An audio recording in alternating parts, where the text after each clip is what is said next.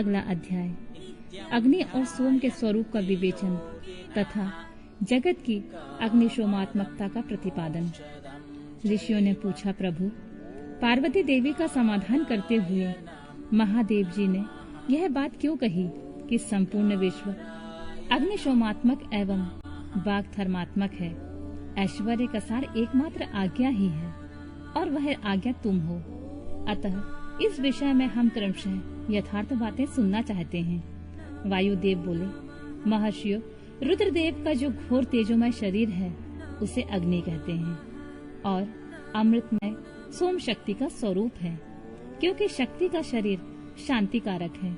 जो अमृत है वह प्रतिष्ठा नामक कला है और जो तेज है वह साक्षात विद्या नामक कला है। संपूर्ण सूक्ष्म भूतों में वे ही दोनों रस और तेज हैं। तेज की वृत्ति दो प्रकार की है, एक सूर्य रूपा और दूसरी अग्नि रूपा। इसी तरह रस वृत्ति भी दो प्रकार की होती है, एक सोम रूपिणी और दूसरी जल रूपिणी।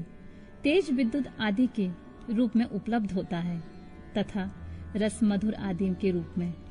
तेज और रस के भेदों ने ही इस चराचर जगत को धारण कर रखा है।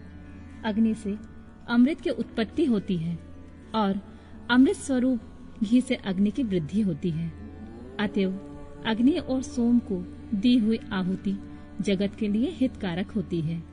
शस्य संपत्ति भविष्य का उत्पादन करती है, वर्षा शस्य को बढ़ाती है। इस प्रकार वर्षा से ही भविष्य का प्रादुर्भाव होता है, जिससे यह अग्निशोमात्मक जगत टिका हुआ है।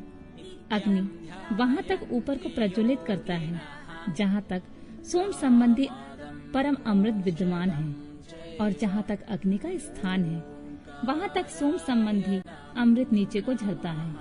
इसलिए कालाग्नि नीचे है और शक्ति ऊपर। जहाँ तक अग्नि है उसकी गति ऊपर की ओर है और जो जल का प्रलावन है उसकी गति नीचे की ओर है। आधार शक्ति ने ही इस ऊर्ध्वगामी कालाग्नि को धारण कर रखा है तथा निम्नगामी सोम शिव शक्ति के आधार पर प्रतिष्ठित है।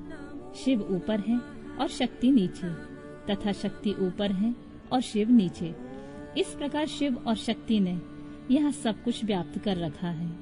बारंबार अग्नि द्वारा जलाया हुआ जगत भस्मसात हो जाता है। यह अग्नि का वीर्य है। भस्म को ही अग्नि का वीर्य कहते हैं। जो इस प्रकार भस्म के श्रेष्ठ स्वरूप को जानकर अग्नि इत्यादि मंत्रों द्वारा भस्म से स्नान करता है, यह बंधा हुआ जीव पाश से मुक्त हो जाता है। अग्नि के वीर्य रूप भस्म को सोम ने आयोग युति के द्वारा फिर अप्रलापित किया, इसलिए यह प्रकृति के अधिकार में चला गया।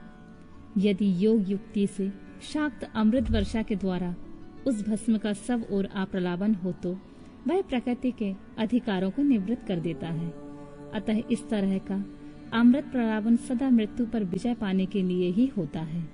शिवाग्नि के साथ शिव संबंधी अमृत का स्पर्श होने पर जिसने अमृत का प्रलापन प्राप्त कर लिया उसकी मृत्यु कैसे हो सकती है।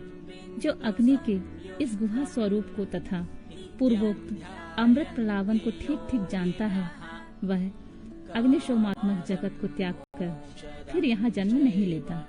जो शिवाग्नि में शरीर को दग्ध करके शक्ति स्वरूप सोमामृत से योग मार्ग के द्वारा इसे अप्रलापित करता है वह अमृत स्वरूप हो जाता है।